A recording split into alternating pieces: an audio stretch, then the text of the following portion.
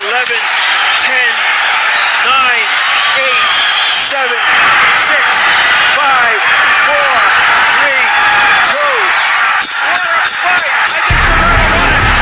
Juan, the Hispanic causing panic, Lascano.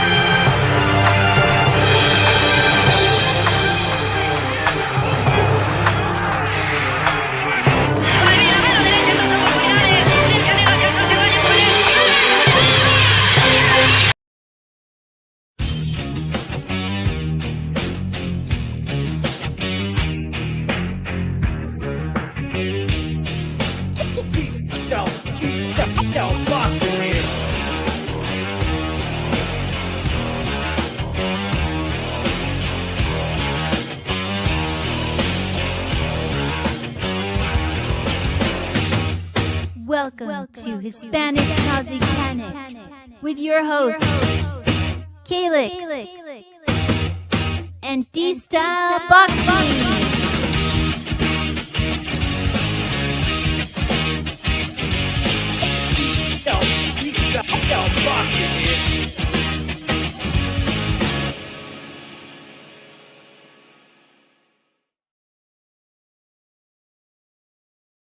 And thanks to those joining us live and those who will be joining us on the archive. If you're watching right now on the archive, hit that like button to show support. I'm being joined by the one and the only Cali X Boxing. Put your X's up. How's it going, Cali? Good. I'm ready to rock and roll. First day, it felt like autumn this year, so I'm happy. I'm happy. Throat's getting a little scratchy, but you know. We just call it fall here. I mean, is that what the rich people call it? Yeah, autumn? I like to call it autumn. Autumn. We're over here in autumn. But man, it does feel a little like I even put the hoodie on today. You know what I mean? Yeah. It does feel very, very autumn-like. Autumn-like. You know what I mean? Like for sure. Shout out to Andre Rodriguez and the Mom Food Plant and Things. It's a lot of things. All right, shout out to you, Carlos M, aka Chicano. Probably he's called Carlos, by the way. Are you going to refer to him as Carlos? It must be. And his last name must start with M. That's right. I mean, we'll just call him Chicano Prophet. I know. But, that's just what he's going to get called. But I wish there was a way to edit the names. Like, it's my channel. You should be called whatever I say. You know what I mean? I'm just saying. But Real Talk Boxing in the building. How's it going? Speaking of Real Talk Boxing, let's talk some real boxing.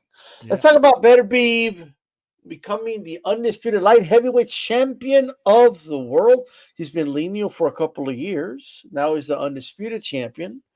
And he's almost 40 years old, Calix. He is the man in the weight class without dispute.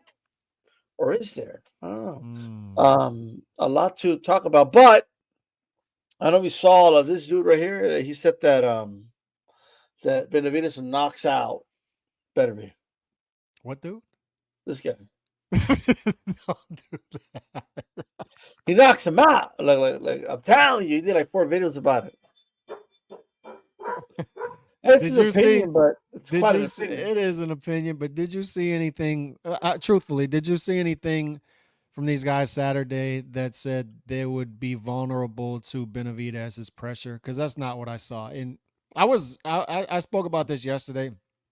I was underwhelmed overall about the fight because when you make people wait for that long for a fight, between two great fighters and champions that you expect greatness, right? And I felt like it was a good fight.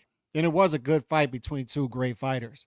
But nothing from this fight said to me that these guys are beatable at 175. In fact, what I got from it was these are clearly the two best fighters at 175 who were not able to separate themselves from each other. They've separated themselves from the rest of the guys at 175, but not from each other. And that's part of the problem that I had with waiting for so long for this fight was they separated themselves from the pack for a long time now. So fight each other, right?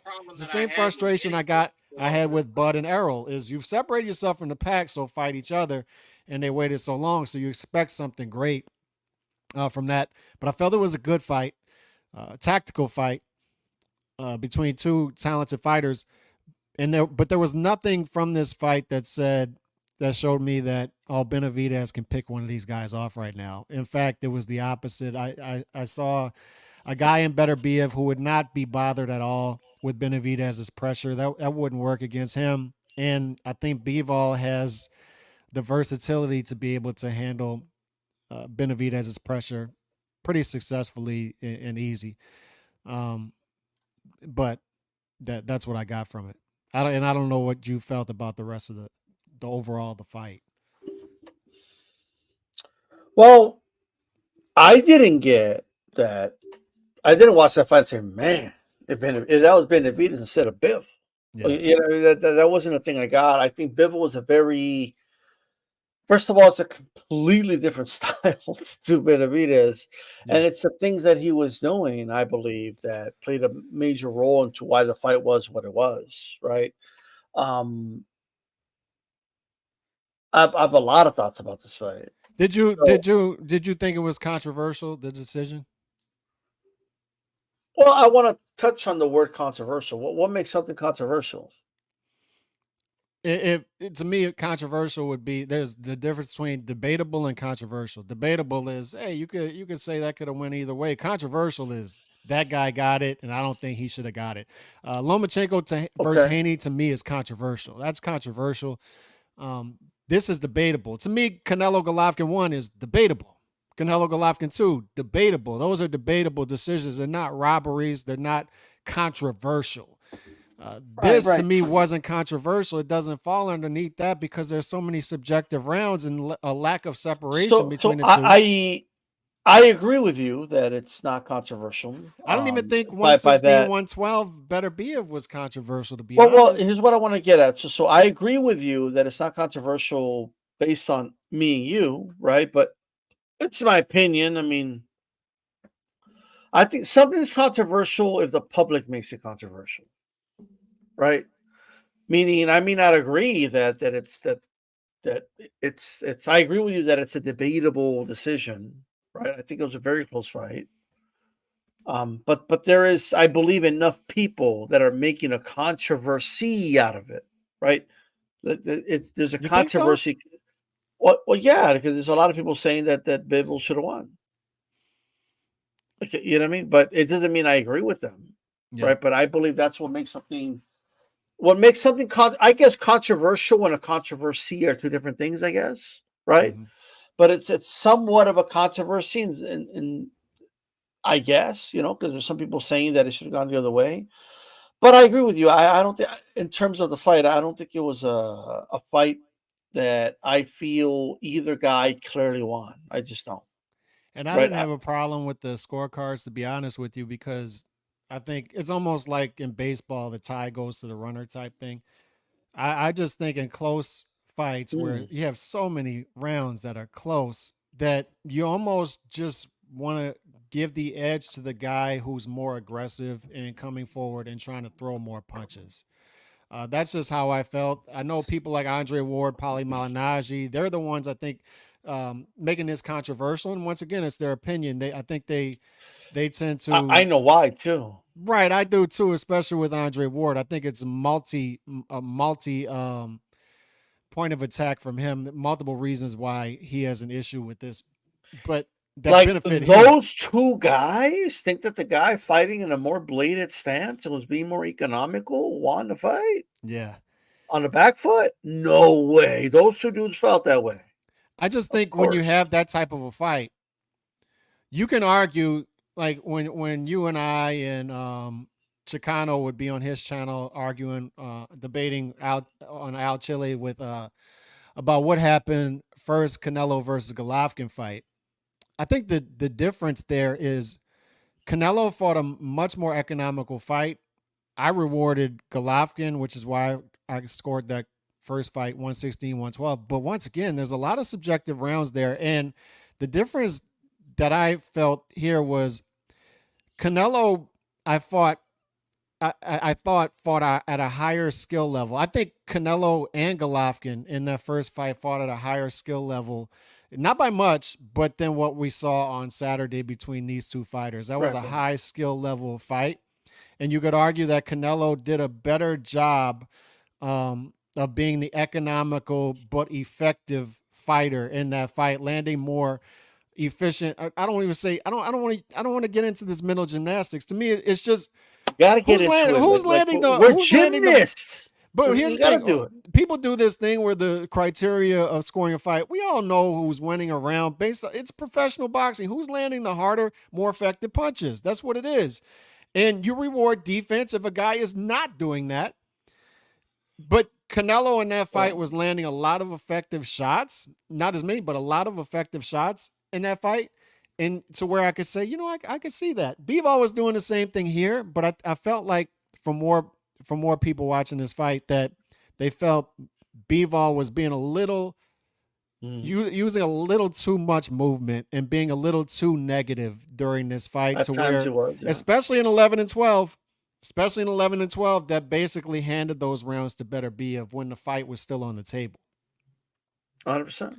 And that's the frustrating part about watching this for me, just as a viewer. I picked Bivol to win the fight, but I don't really have a horse in this race. not a huge fan of either guy. So I'm just kind of observing.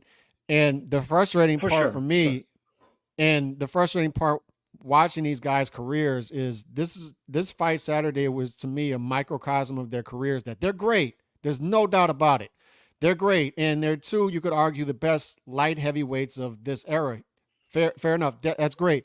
But the thing is, they seem to be leaving you wanting more. And that's how I felt watching this fight Saturday. Like, what didn't you feel like Beterbiev should have came out a little more aggressive earlier and try to get to Bivol? I agree with let me unpack a lot of because you're throwing a lot of hypotheticals, not hypotheticals, but a lot of things out there. So let me touch on some of them. Mm-hmm. I do agree that no guy separated himself to like, okay, this is the dominant dude right here, right? Which to me means this is a rematch. That's what that means. Right. Right. I think they did leave me wanting more in terms of not necessarily like, man, I can't get enough of this. Not really that. I will agree with you. It wasn't. I wouldn't mind. And by the way, good fight. I wouldn't mind seeing it again. So, but you used the word there, which I agree with. It was a good fight. Yep. Good. Right. It's not exactly a fight I'm going to go back 20 years from now and be like, man, I need to watch a classic right now. Let me put on Beterbiev as a Bivol. And people are going to get mad at us for saying that, right? Because we're calling it a good fight, which is still a compliment, by the way. Yeah. Like, we're not shading on the fight. They're going to, I could see some people saying, oh, come on, you're shading on the fight. You don't appreciate it. Doesn't mean we don't appreciate the skill. It doesn't mean we don't appreciate the talent. Calix and I don't want to speak for Calix, but we've been very complimentary and very support. We've talked very highly of both these fighters for years now, and the fight itself. So spare me, okay? It was a good fight, all right. It wasn't exactly Barrera Morales, which is okay. It doesn't have to be that, right? But Calix, and you said something on your podcast yesterday, which I agree with. It wasn't even Golovkin Canelo to me. Mm-mm. It wasn't even that. Like, it was just a little shy of that, which is okay. It's not Gallo Chocolatito. Oh, it wouldn't be, to me, it wouldn't be what Inoue versus Junto would be, or Junto versus Bam. I just think those guys fight with a different mentality that Beterbiev generally fights with, but I felt early in this fight he lacked that a little bit. I feel like these guys showed each other a lot of respect. And they don't want to take certain risks in order to. They played it more like a chess match. But there's an entertainment value to it that it lacked for me. And that comes with guys assuming risk, that especially these lower weight class rivalries, these guys assume risk when they're fighting each other, right? They're not showing each other much respect. I'm not going to say they didn't assume risk. I mean, where they take. I think they were boxing smart, is what I would say. They were boxing very smart. It was a Right. tactical fight. It was a good tactical fight. And the adjustments each guy needs to make to separate themselves is what will make a rematch better, in my opinion. Just like a Golovkin Canelo fight, the second fight was a better fight. Yes, much better and great fight. That went from good to great, and that went to full blown rivalry. I just don't want to make it seem, and I'm not saying you're saying this, but like this is not like Shakur Stevenson going completely negative, fencing and trying to win a points. Being very content with never hurting his opponent, but just fencing his way to a decision while the crowd is leaving the arena by the 9th round. Right? It was a good fight, and I threw out this comparison yesterday. It's like going to a movie and you're expecting a great classic movie from like the previews of the movie, right? But we get a musical, right? Like the Joker. No, not that, because that's bad. That's Shakur. You get a really good movie and you're like, yeah, that's really good. It's worth the price of admission, but I was expecting something else. It never got to that destination that I wanted it to. That's the vibe I got from this fight. Like Canelo Golovkin, is it fair to say it was kind of like the Terminator, and then the second fight was T2. It was better. Yeah. Yes. Which is rare, but it was better. Yes. I think this could be that. Chocolatito Gallo, first fight. It was better. Good fight. Second fight was better.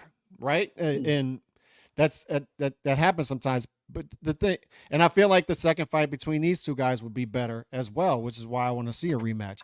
But like when you're watching Beterbiev Bivol on Saturday, every time Bivol would have success with combination punches, what would happen? It's almost like he turned something on, an on switch for Beterbiev. Beterbiev is one of those guys, you touch him up, you better watch out because he's coming right back. He's coming to get it back with interest, and he did. So every time that would happen, you would see Bivol for a long period of time get on the back foot. And that's the type of stuff that I want to see in a rematch is Bivol stay on his front foot a little longer, stay in the pocket a little longer, hold his ground, and fight more that type of a fight in the middle of the ring. Easier said than done. It's easy for us to say that, right? I mean, he might get knocked out if he does that, right? It's just one of those. We talked about this Canelo Golovkin. Canelo, you're on the back foot too much in that first fight. I want to see you hold your ground, but it's easier said. We're talking about Golovkin, and he does it. He does it effectively.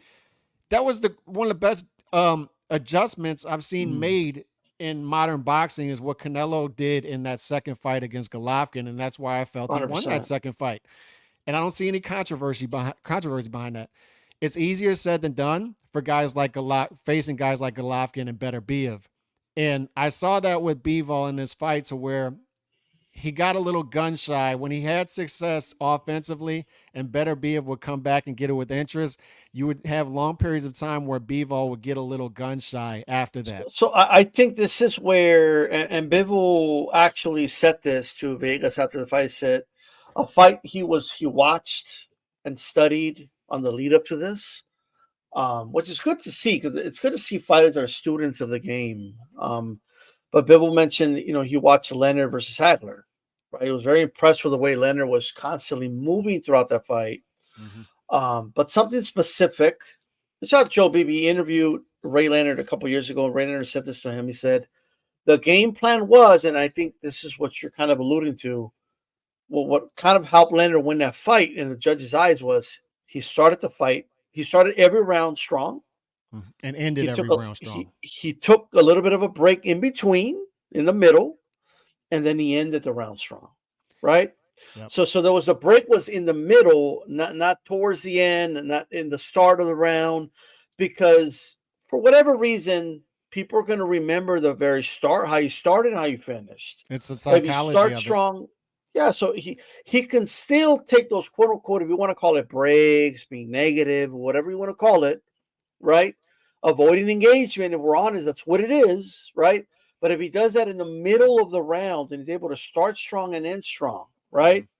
That is what that's the one part that he lacked, and he actually even kind of acknowledged, right? He did acknowledge I needed to do a little bit more, and just to correct it, because Raider Raheem, he's over here like starting to start shit, and at the press conference, he tells Beterbiev, Bibble thought he was robbed. What do you think about that? Like Bibble never said that. He never said he was robbed. He said, which is fair. He felt he won, but he doesn't feel he put on the perfect performance. Or next time I need to put on a perfect performance. So it's he's acknowledging that there's more he could have done, regardless of what he personally feels about the result. Right? I'm sure he feels he won, but I'm sure he also knows I left more there that I didn't need to leave there, right? Yep. And the reality is, I do think he can do a little better. I think he knows now a little bit about Beterbiev, but I also feel like Beterbiev could do better. Now, to answer your question about the start of the fight, I honestly believe this. Do I think there was some rust there? 100%. There's no way around that. Do I think he's a little older now? Maybe that's a factor. I'm not sure. But we need to give Beterbiev Bibble some credit here. The guy's elusive. He's quick. He's got a piston of a jab. He's a master at angles. And you're not just going to figure that out. You can't just throw caution to the wind.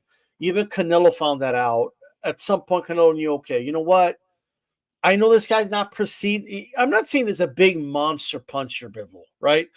But he's got a really sharp punch. He's got that type of pop that, kind of like Mayweather had at welterweight, where you still have to respect it. You can't just walk through him. Like, you know what I mean? So I just think Beterbiev got the engine rolling, and I'm going to be honest. That's how Beterbiev always fights. Beterbiev always starts slow.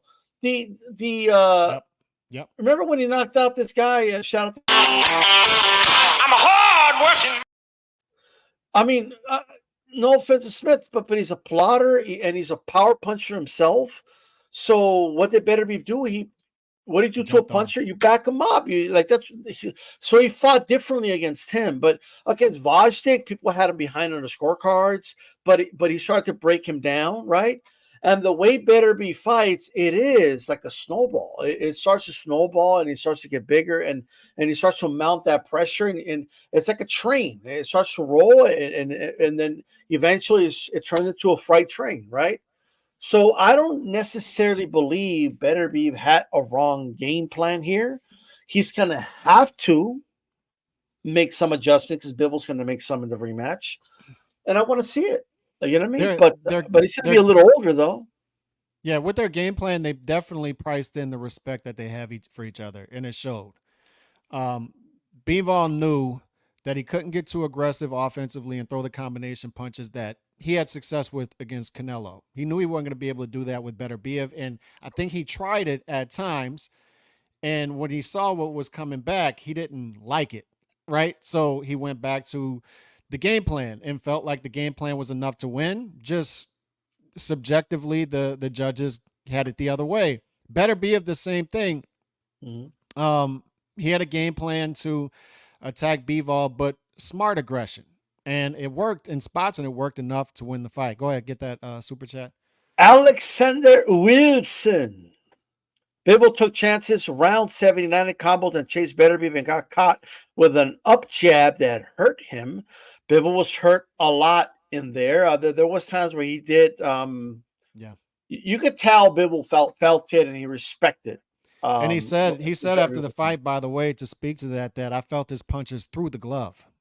I felt his punches on the face through the glove. So his hand was swollen.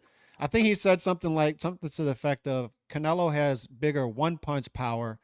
Beterbiev's combination punches. To clarify, really what he actually said was, he said several times to Villegas, I'm not saying Canelo's a harder puncher. He said Canelo puts more into one single shot than Beterbiev does, and Beterbiev's punches are heavy, but he puts them together in combinations, right? Right. And he also said if Beterbiev would have put everything in one shot, I don't know who hits harder, is what he said. Yeah. So I've talked about sort of why I thought this was a good fight, not great, and why I was underwhelmed, but to talk about the positives of this, Beterbiev who has survived 12 rounds with him? Nobody up until Bivol. Who has fought this way in a manner in which puzzled Bivol at times and gotten a decision off of Bivol? Nobody. Remember when we talked about the advice we gave last week as far as betting? What has value, the most value? And it was Beterbiev decision plus 700. You could have bet Beterbiev plus people got to decision listen to plus 700. HCP. But the reason that's value, show that his value is Beterbiev is capable of getting a decision off of a guy like Bivol. And that's where you got to start to talk about why these guys are pound for pound, why they're still on my pound for pound list. I had Bivol ahead of Beterbiev. Now Beterbiev, they just kind of flip-flop, Kellex, right? we don't get the respect. Let me tell you, what other show is going to help people make money? You got Dwyer over here. All respects to Dwyer. I have a lot of respect for Dwyer, but he's always telling people to straddle bets, so you win like a little bit, like or lose it all. You got people like let me just tell you something, right? Who told you on this podcast? Wait for the fight to start. Parker will be a huge underdog. Bet on decision against Zhang. Who told you? You heard it here on HCP. Who told you bet Beterbiev by decision? You're going to get really good odds on it on HCP. All right. If you want to make money, all right, all you got, and all we do, we're helping people make money. It's like free money, and they don't want to take it. I told Chicano, like, Chicano, just bet decision, like Beterbiev. Like, I'm just gonna go straight up. Like, okay, well, he doesn't like money. You know what I mean? Like it's just, I don't know, maybe he just dislikes money. He has this thing for it or something. I don't know, right? But you guys want to make money, to give and give us a like. And that's all we do. Just hit the like button. And by the way, Nando Llamas just doesn't like Bevel. Like, man, it's his right. Money. He's a hardworking man. The thing is, with Beterbiev and why I still, even though I was underwhelmed, I still show a lot of respect for these guys, and they're still high on the list, the top 10, somewhere in the middle there. I think 6 and 7 is where I have them. Imagine you're watching Bivol fight after fight, and you're like, I'm just gonna throw myself in this. I was saying stuff like this. I don't see anybody getting a decision off of this guy. You're gonna have to knock him out, and if you knock him out, I mean, it doesn't seem like he has a soft chin. It seems like he has a hell of a chin. So good luck beating this guy, right? And then Beterbiev does it. And then the same thing with Bivol. You watch Beterbiev fight up until this point. You're like, man, who's going to survive 12 rounds with this guy? Who in the hell is going 12 rounds with this guy? This guy's an animal. Bivol does it, and the fight could go either way. So they're very much each other's equal. And judging off of their peers and what we've seen up until this point, we can tell that these guys are great. They have separated themselves from the pack. We just get into those conversations at that point where when you talk pound for pound, I feel like there's 8 guys you can put on there. 9 and 10 I have vacant. I'll be putting out my pound for pound list later today on Twitter. I just don't feel like people are worthy of being 9 and 10. I just think there's 8 guys. They're in there. And when you look for that separation, the thing that separates guys like Usyk and Inoue from Bivol Beterbiev is Usyk and Inoue seem to take everything off the table. There's no controversy when these guys fight. Other than the Dubois, the low blow, that type of thing. There doesn't seem to be controversy. These guys seem to separate themselves. I do want to touch on quick on a couple of things. So Beterbiev winning for some reason. There's people out here, man. I don't know if you saw Algieri and Canaboli, whatever his name is. They came out and they're just talking so like matter of factly, like what he just coming forward but doing nothing. Like, did you guys not watch the fight? Like I just don't understand how anybody could come with the conclusion that Beterbiev was just coming forward and doing nothing. I mean, he's just coming forward throwing punches, but nothing's landing. And I've had this theory, and I think I'm spot on about it, that are there guys that if someone's moving backwards that say that, he's running and they just give it to the aggressor, even if he's not doing anything? Of course that happens, right? But the opposite happens too, Calix. So there are people that when a dude is on the back foot, right, for whatever reason, it's like very hard for them to like not give it to that guy, right? Especially if you could have this equal amount of punches landed in the fight. I'm looking at the CompuBox stats right now, and percentages are percentages, but when it comes to just punches landed, they landed almost identical numbers throughout the fight. So like it's they both got hit around the same time. I mean, I don't know what else to tell people. Obviously, yes, Beterbiev was throwing higher volume against a guy on the back foot, and I understand Bivol came forward at times, and he even did some smart tactics and smothered the work of Beterbiev at times. And I'm not saying like he was negative throughout the whole fight like Nando is. You know, I'm not saying that, right?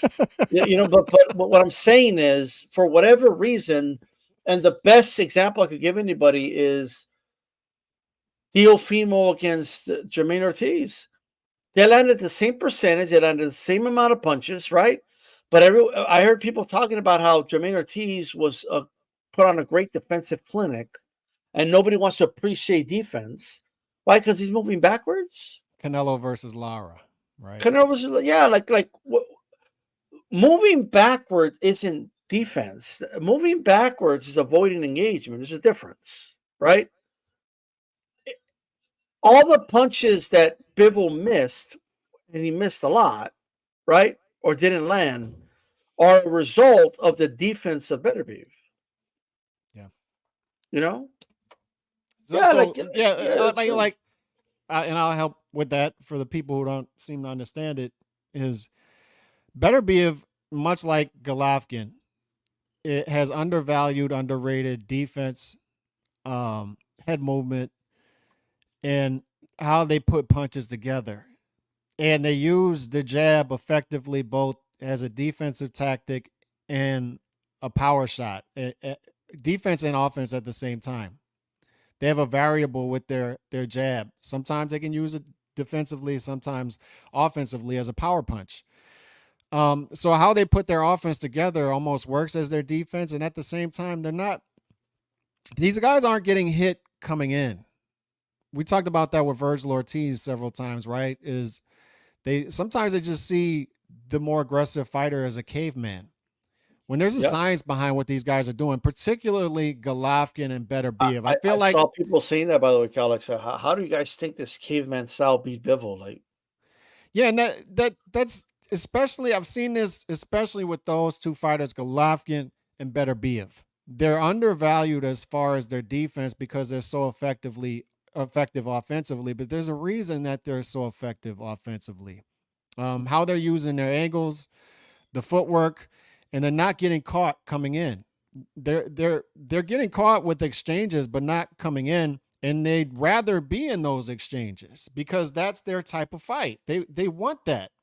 They can fight like Andre Ward, I'm sure, and tie up if they wanted to, but why would they want to do that? Why wouldn't they want to use their better weapon of putting guys to sleep? So, and I don't understand why fans wouldn't want that. And like Nando said in the chat earlier, I'm happy when even if I bet Bivol, even if I pick Bivol to win the fight, right? I'm still happy when I see it go the other way, the aggressor get the edge in close fights, because so many times we've seen it go the other way. And then you might see other fighters see that and then react to it and say, you know, I'm a fight a safer fight, instead of rewarding the guy who's assuming more risk and trying to make it more of an offensive fight. Yeah.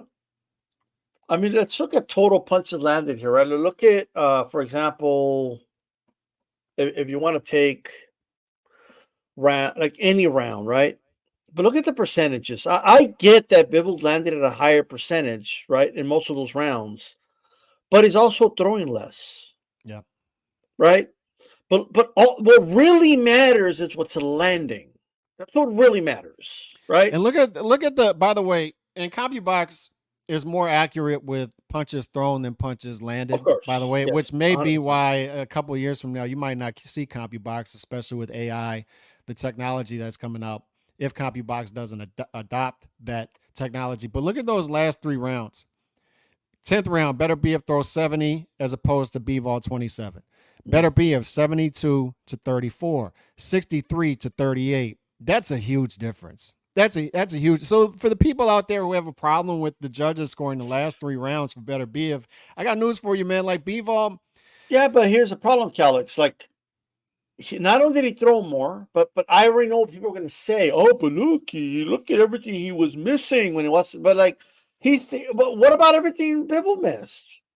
yeah, He still outlanded him in the round. Like, again, I'm not saying I look at CompuBox and say he outlanded him, so therefore I give him the round. You got to watch the round. Like, I get that, but I'm talking about the narrative people put out there. Like, but he didn't land anything.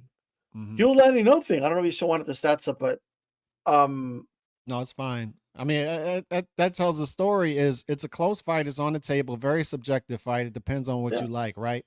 So when a guy ratchets it up in the last 3 rounds, that's what I wanted to see from Bivol. Is you talked about Sugar Ray Leonard. He understood that, right? And this is what special fighters understand, and they do, is they adapt. They realize that they have to win a certain way, and they have to separate themselves from this other special fighter. So I'm going to adapt, and I'm going to make the adjustments, but I'm going to do it in a smart way. So Ray Leonard, I remember watching the documentary, and he's talking about exactly what you just said earlier as far as Ray Leonard in that fight, that I know I can't trade with this guy for 3 minutes straight every single round. So what I'm going to do is start the round early, start the round late, but particularly late. He said in the documentary, I told my team before the fight in the locker room, when there's 30 seconds on that clock, start making noise, start clapping, start making noise, start yelling 30 seconds. That way I know when to let my hands go. Right. And he lets his hands go. And people can call it stealing rounds all they want. They can say Hagler dominated the middle of the rounds. But guess what?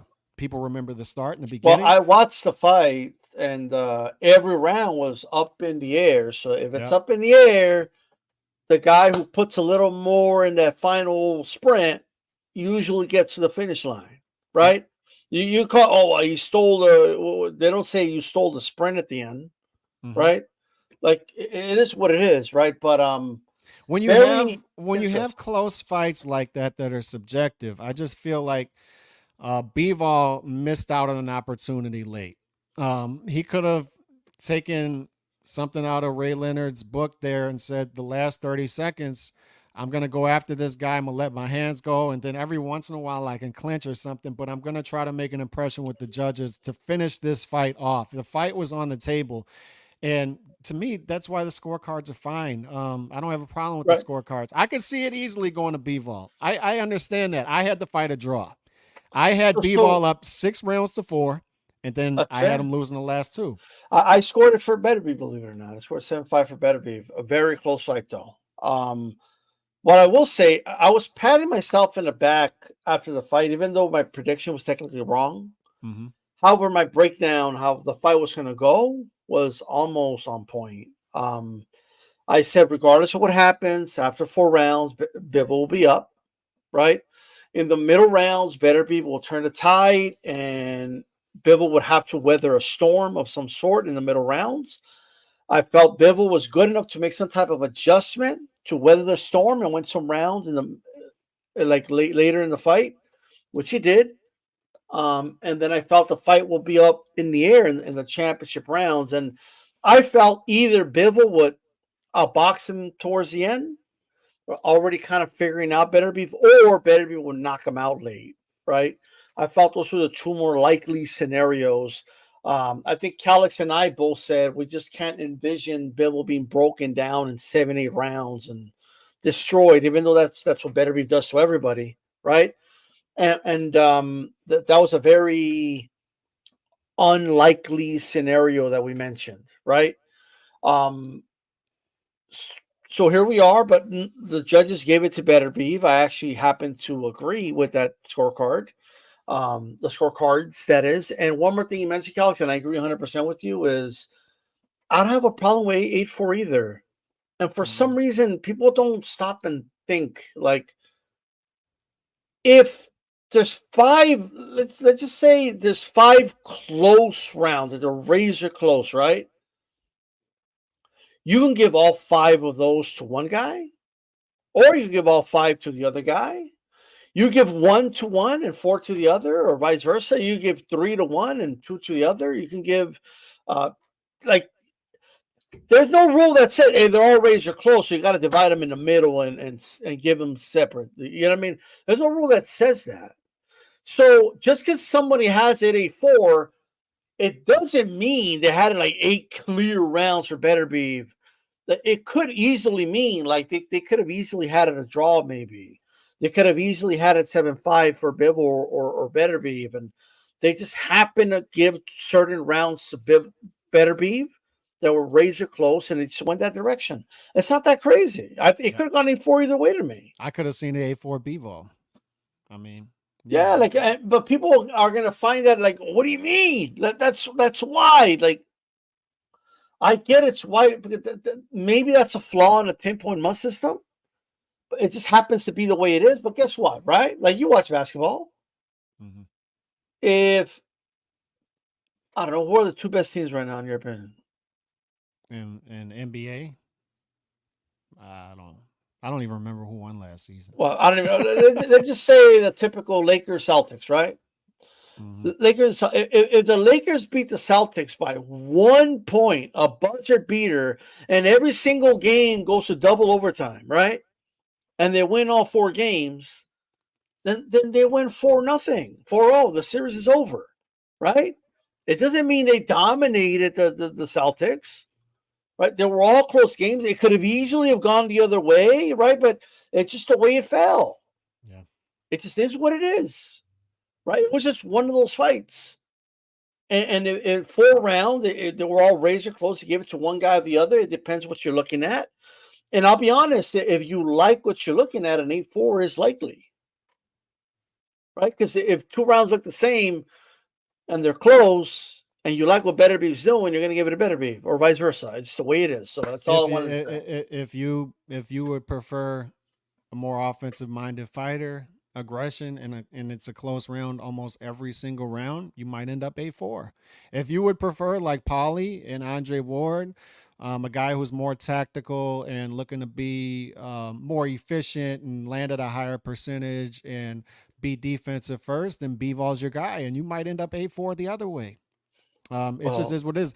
You just have to keep in mind that these are very subjective rounds. It was a very subjective fight to score. So you have to understand, even if you had it 8-4 the other way, there are people who can understand it being 8-4 the opposite way, and they kind of have a point in a fight like this. Very, very, very close fight, right? Just to give you one more scenario. If you watch a best out of 7, sometimes there's games where the Celtics beat the Lakers by 20 points. It's not even close. Yep. Game 1. Game 2, the Lakers turn around and they dominate that game. It's not even close, and now it's 1-1. And then, you know, it's not – maybe only Game 7 is the close one that could have gone either way, right? Like, it's whatever. Like, it's I don't know how else to put it to you guys, right? Close doesn't mean the rounds have to be like, oh, if you don't score at 7-5, you don't have it close. You don't know what you were watching. What the hell were you watching? No, like, it's like this, right? I get people that say that Haney could have theoretically won the Loma fight. I disagree. Calix disagrees. We both scored for Loma. I thought Loma clearly won a fight. But I don't have a problem with somebody scoring for Haney. But I had a legitimate point when I pointed out that one judge, I think it was round 10, gave it where Haney got completely dominated. The judge gave Haney that round. Yeah. Now that I had an issue with, because that was the equivalent of the Celtics beating the Lakers 20-0 in that one game. You know what I mean? Like, you can't give it to, like, you know what I mean? What are we doing? Right? In this fight, there was no round, like, there really wasn't like something like that. They could look at it. I can't believe they gave him that round. Like, you know what I mean? All of them are very subjective, close rounds, right? So it is what it is, right?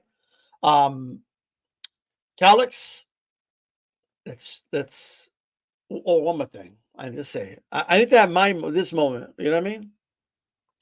This is me right now doing my own impression. I think Canelo has a shot against Beterbiev, and I think it's a better shot against Beterbiev than Bivol. Man, you caught some heat for that. Yeah, and then people are like, they're coming at me like, Canelo ain't gonna do the fight, so why are you even saying it? Like, I'm like, did I say Canelo's gonna do the fight, lock it in? That's not what I said. I just said hypothetically. You know what I mean? I want to have my little tank moment where my fighter was a hypothetical fantasy fight. Like, you know what I mean? That may or may not happen. Tank fans, like, ironic part was that I saw some Tank fans come at me. Like, that motherfucker be winning like fantasy fights against like all-time legends and shit. I can't do one for this, right? but I'll say this: I never did I say he beats Beterbiev.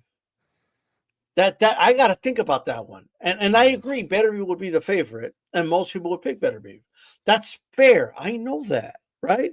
But what I'm going to tell you right now, I think Canelo's waist movement, I think the way he could crouch down in front of Beterbiev would have to be lowering his arms, and Canelo could catch him with some shots upstairs, some counters.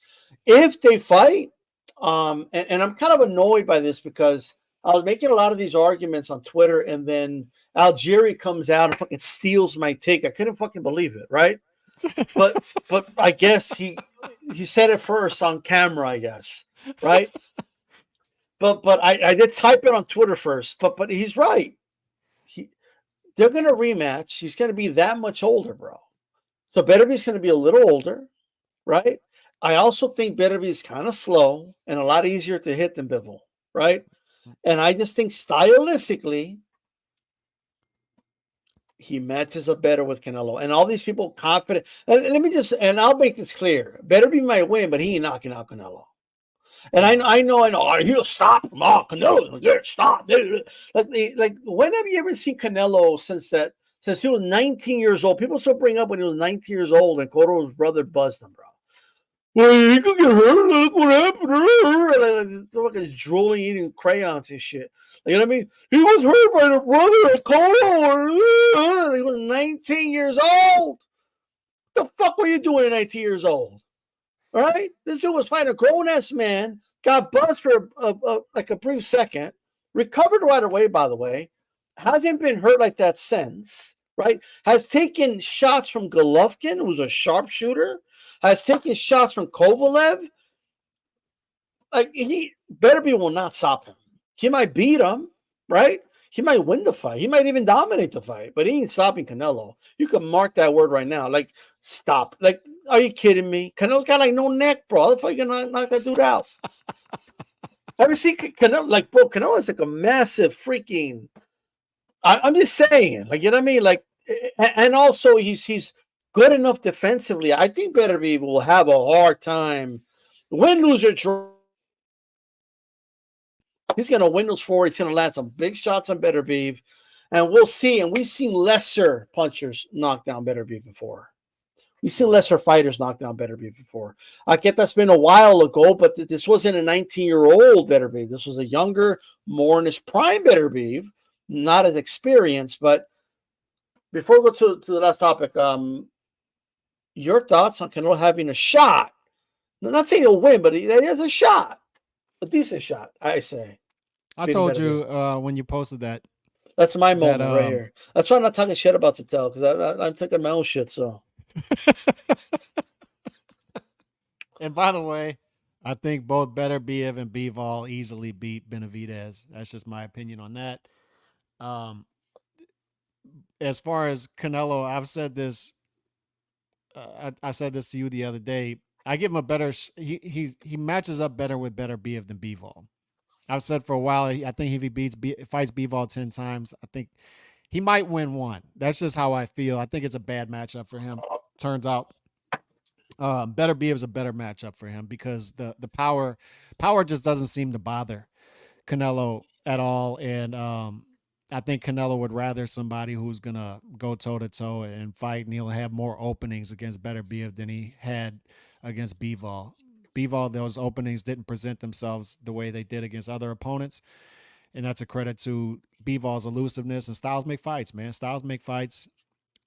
But I'd give him a better shot for sure. I'd say like 65-35 Beterbiev. This could be Canelo's like, remember when B-Hop would kind of like lose to someone and then somebody would beat that guy, then he would like swoop in and beat that dude, and then he never had to like avenge his loss because he like indirectly avenged it. Like he did it with Pavlik when Pavlik knocked out Taylor, right? And then he did it with Pascal, right, when he beat Dawson. He just like this could be like Canelo goes there and beats Beterbiev. He like, yeah, the people like me will be able to styles make fights. It doesn't mean you avenge, but I think the public in general will like kind of forget about the Bibble loss. Yeah, and that happens in boxing. You just chalk it up as a bad style. Mosley had some guys that were just terrible styles for him. Not necessarily better fighters overall, but terrible styles for him.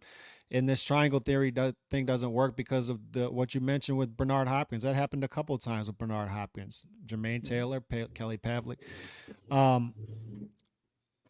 And when you get wins like that, you don't have to circle back to the previous one because that achievement is a great thing, and people sort of just wipe that down as a bad style. So, I mean, he could eventually go up and fight Beterbiev if he holds on in a rematch to Undisputed. But you know what I think is more likely, and why I think this is all for naught, this conversation? You know what I think likely happens? And people are not going to like me saying this.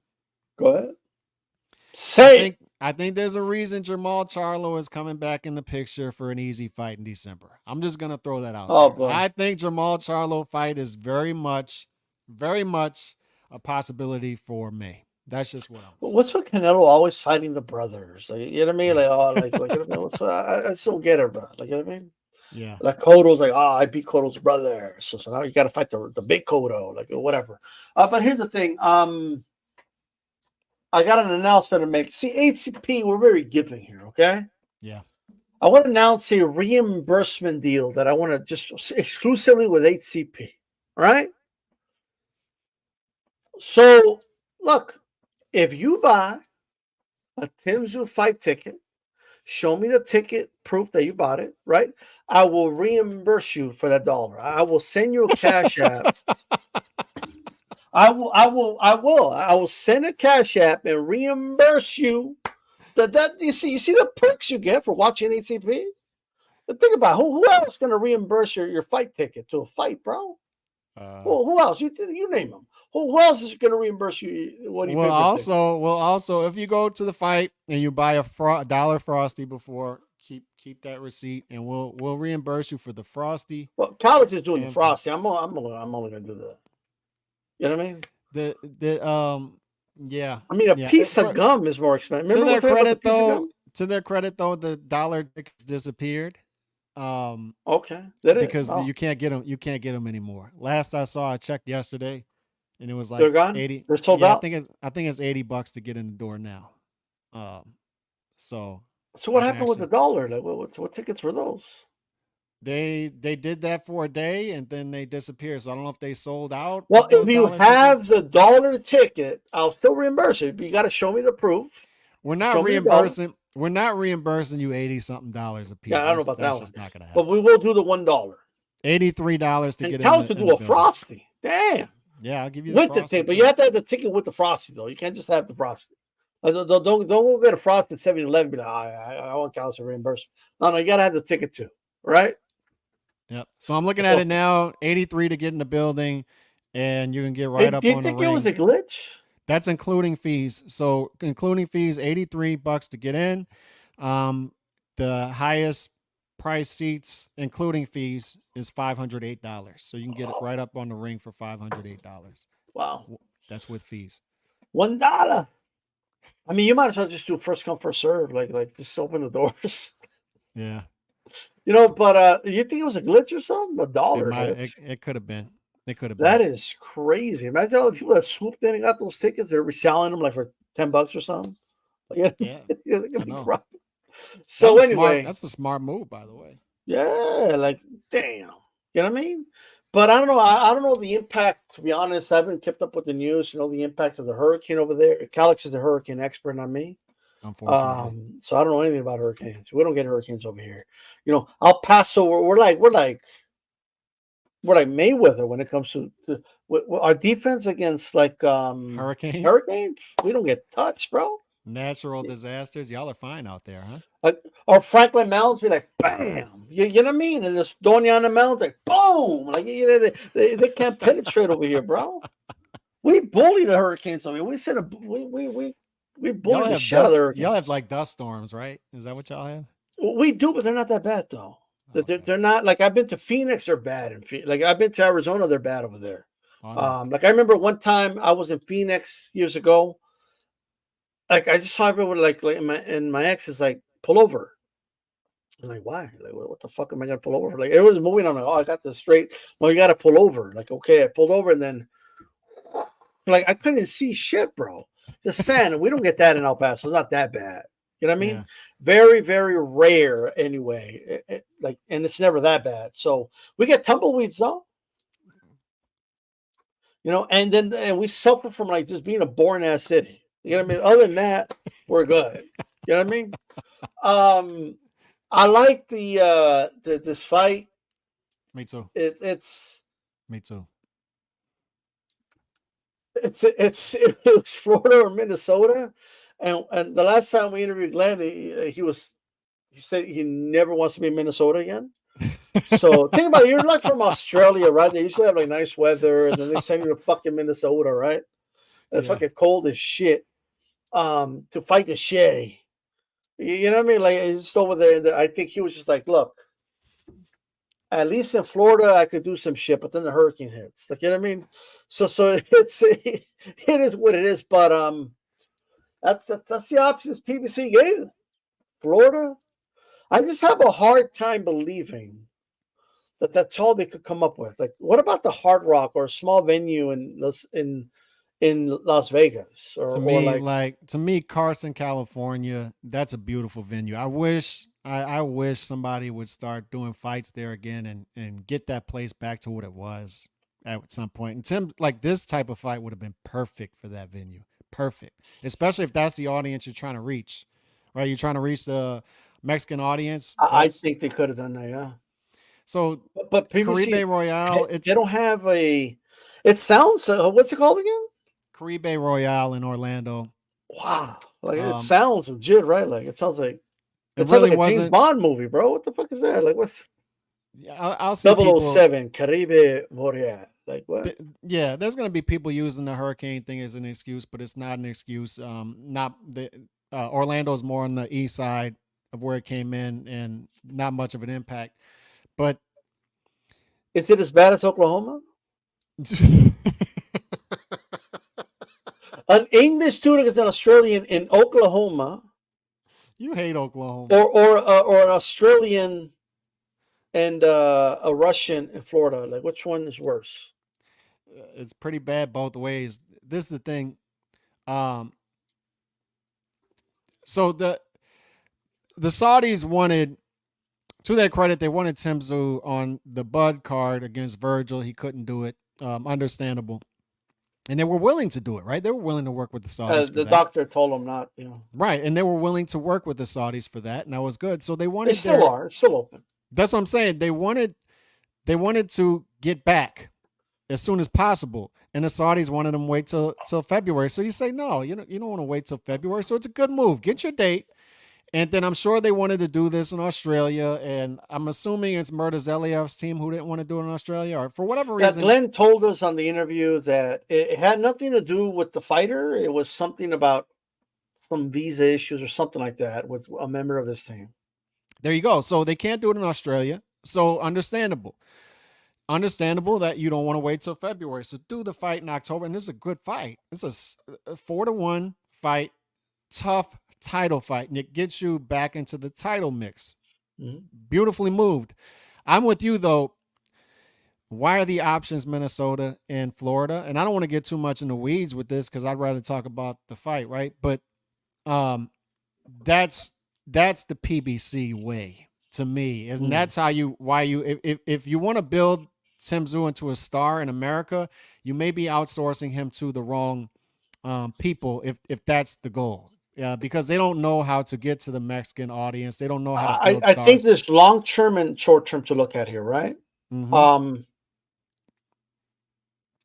The short-term goal is it's because they're thinking long-term, but on the way to where they want to go. Right now, the plan is, at least from the outside looking in, right? Despite what people think, we're not like in the boardroom, like talking to Tim Tszyu and like, No. but shout out to Drew. But by the way, Drew was texting me this morning. Drew is still, yeah, and he'll be watching this, I'm sure. But the thing is, anyway, look, we the goal is to get that belt, right? Get the belt, and then that puts you in position for an undisputed fight, right?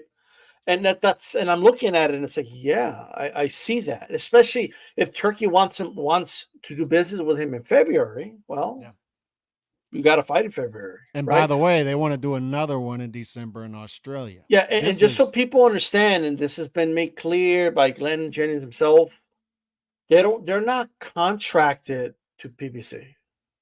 Fight by fight. Yeah, it's fight by fight. It's a working relationship, and we know that because they were going to do that fight in California.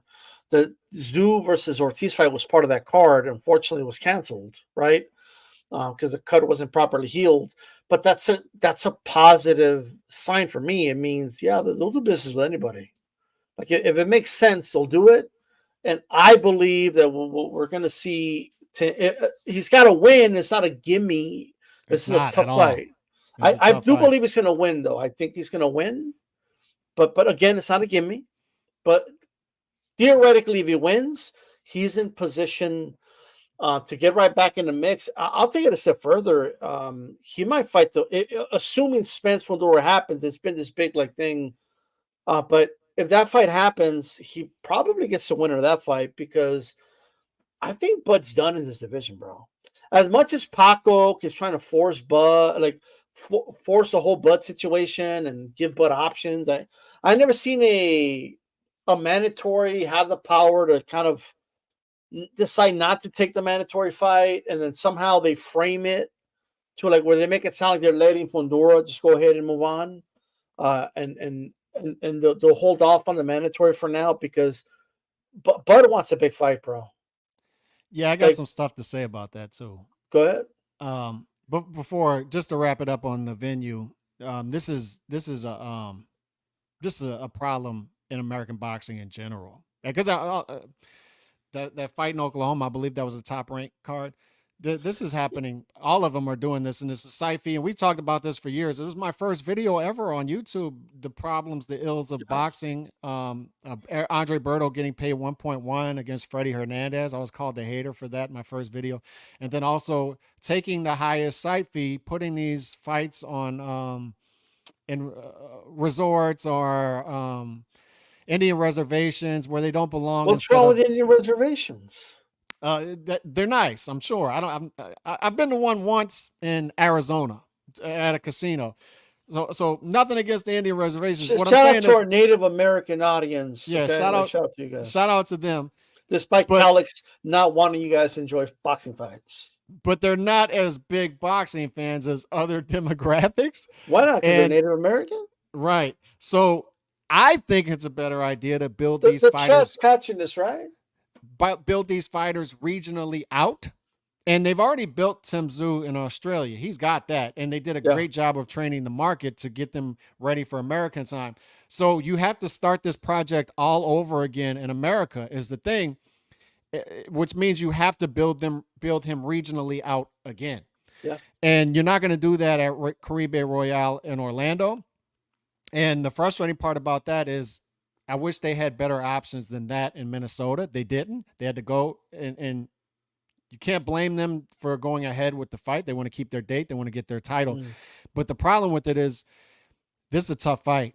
A tough fight in which he could take damage. And if that's happening, you want people to you want enough people to see it to where if he gets through that and wins the title, then he gains fans off of that, right? Especially the fans you want, which are Mexican boxing fans who pay. They pay. They will pay for pay-per-views. They'll pay $1 too, by the way. They will pay $1. They will go to the fights. They'll do it. That's the audience you want here, and you're not going to reach those guys. For $1, the Mexican will invite their dads, their tios, their tias, the abuela will show up too. And for $1, shit, they'll bring the whole family to watch that fight. Yeah, I'm sure. As far as the 154 picture, it's interesting because it could have been Bud versus Fundora.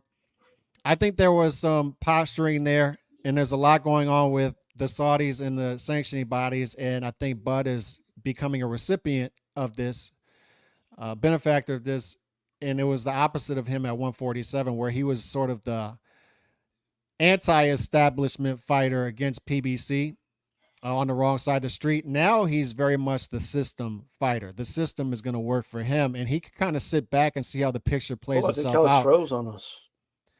You missed me? There got you me are. now? All right. Yeah. But he's more of the system fighter at 154 now, in that he can sort of sit back and see how the picture plays itself out. And you have people working for him now with the Saudis and the sanctioning bodies and their cozy relationship, to where things can work out in his favor, to where it works out for him in that, no, Fundora, I'll let you go fight Spence. And what happens? The WBO, was it? Or the WBO or W? He had the WBA or WBO, but whatever belt it was, that Fundora now has to let go, where Bud is the interim champion. He's now going to graduate to full champion and become unified without fighting a unification. So now he's going to have the WBO, WBA without fighting a fight against Fundora. Fundora can fight Spence because it's the easier fight for Fundora. Fundora would rather fight the easier fight in Spence than Bud. No matter, despite what they're saying, there was a lot of posturing there. Last minute, they were saying, "No, we want the Bud fight. We rather the Bud It's fight." not. It's we not. know It's they not want the just the Spence money, fight. though. It's not just the money, Alex. I'm sorry. It's more about the money. It's also about it being an easier fight, right? But it's also about money.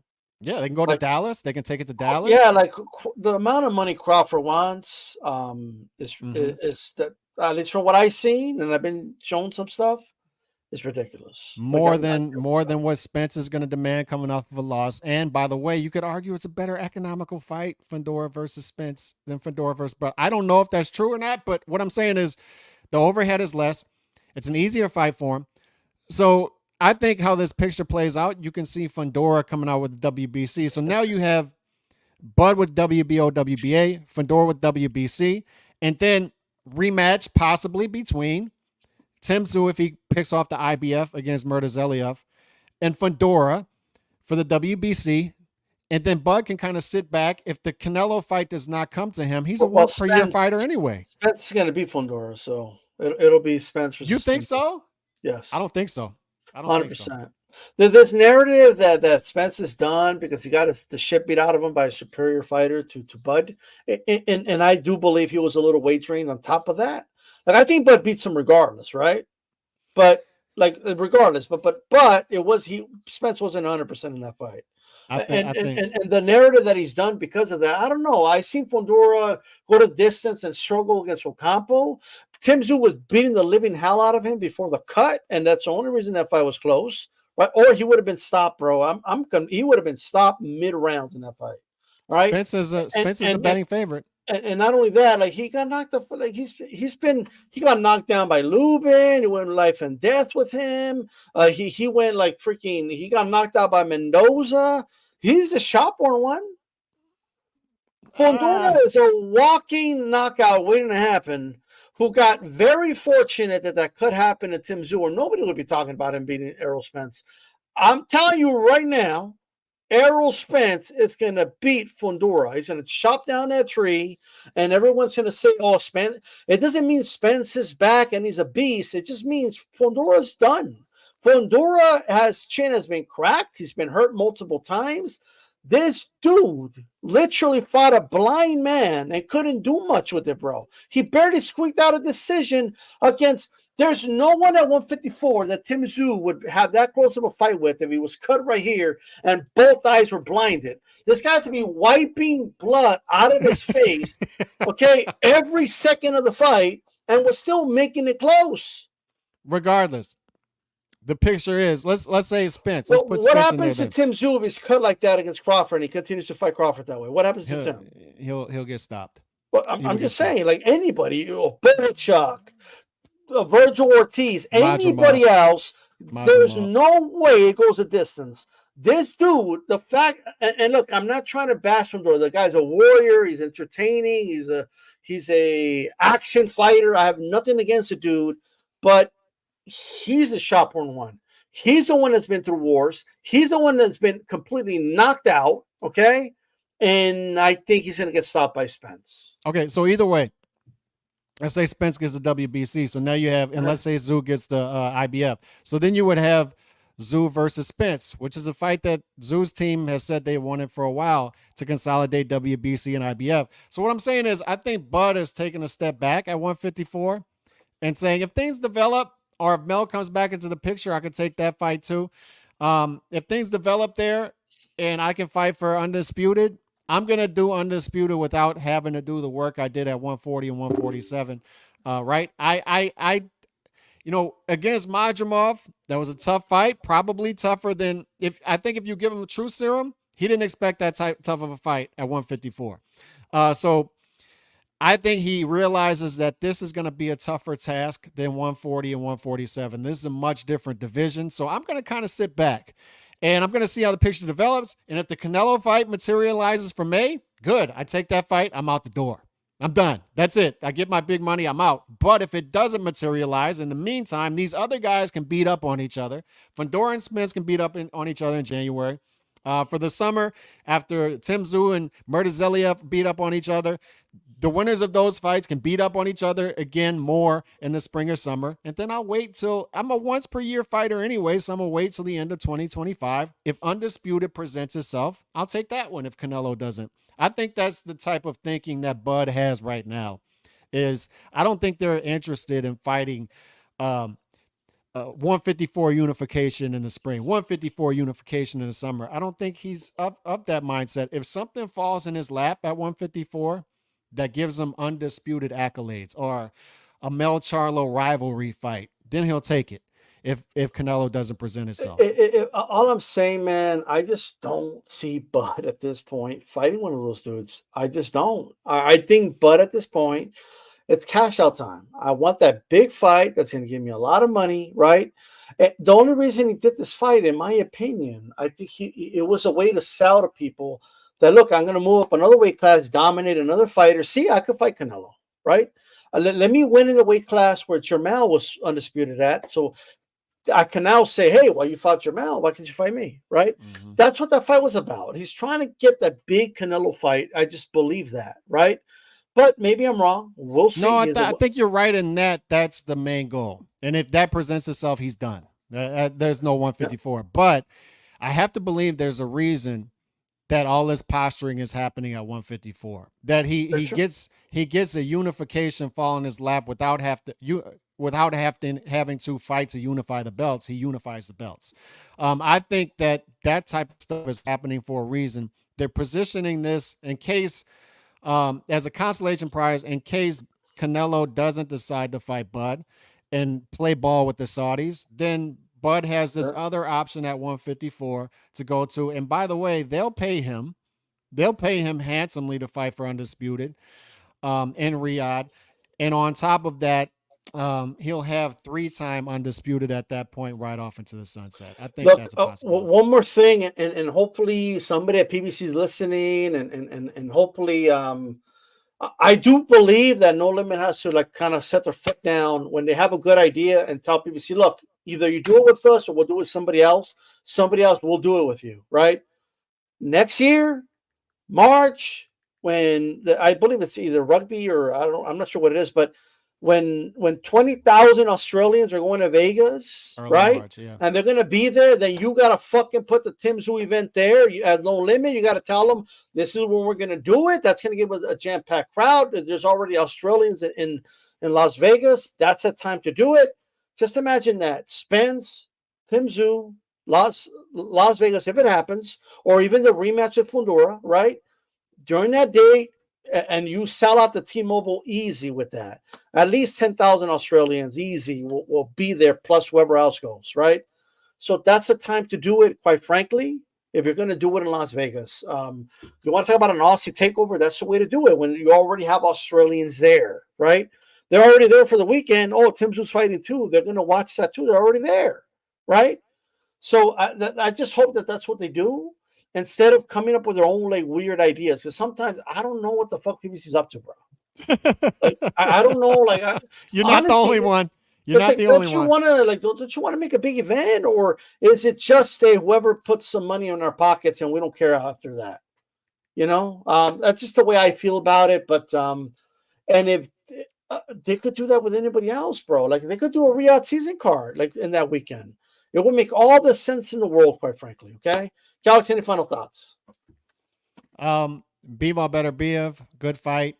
Not controversial to me. Could have went either way. Both fighters very much each other's equal, and I would love to see a rematch. And as far as Tszyu Murtazaliev, I think it's going to be one hell of a fight on Saturday. Unfortunately, the promotion for this fight hasn't been great. Nothing on Amazon Prime right now at all. As far as even clicking the fight for Saturday, no promote, non-existent at all. But I know where to find it, and I will find it, and I'll watch it, and I'll have a fun time because this is a fight fan's fight, is what it is. 4-1 odds. Tszyu, slight favorite against a tough fighter. Murtazaliev was a tough fighter, and this is not an easy title fight. So shout out to them. Fundora, Murtazaliev this year, they were willing to do Virgil Ortiz. So he's a fighter, man. That's what I like. That's what I'm here for. No, 100%. What are your thoughts on people not hitting the like button? Oh, that's trash. They're just Trash. refusing. They just don't want to do it. I think what's happening is Nando is secretly telling Peace, texting him, telling him, don't hit that like button. Don't hit the like button. Desaltating on De La Hoya, and until he gives De La Hoya praise, we're not gonna hit the like button. Like you know what I mean? Just hit the like. I don't think JC hit the like button. I don't think he did. He's out there protecting. We literally don't ask anybody for any. We look. I appreciate any donations, channel, but I never. Santeo Media didn't hit the like button. Carlos M may not have hit the like button. JC's out there protecting the nation's capital. You're too busy to hit the like button? When he was Chicano Prophet, he hit the like button first thing, boom. Now it's like he's kind of like, I don't know. He's kind of like he hit it twice. Well, you hit it twice. You didn't hit it. Like, you unliked your like. Well, what are we doing here? Right? Uh-oh. Jab the like button. Let it be. Don't double jab it. Get your girl to do it. Get your kids to do it. Get your abuela to do it. Like collectively, we could do this together, guys. Okay. I appreciate everybody that tuned in, guys. This is D-Style Boxing, and for Calix, we'll see you guys next week. Tomorrow, roundtable. We're going to have Glenn Jennings at the start of the roundtable for about 20 minutes or so that should be fun. And that's on Ringside Reporter. Peace out. We're out. Peace.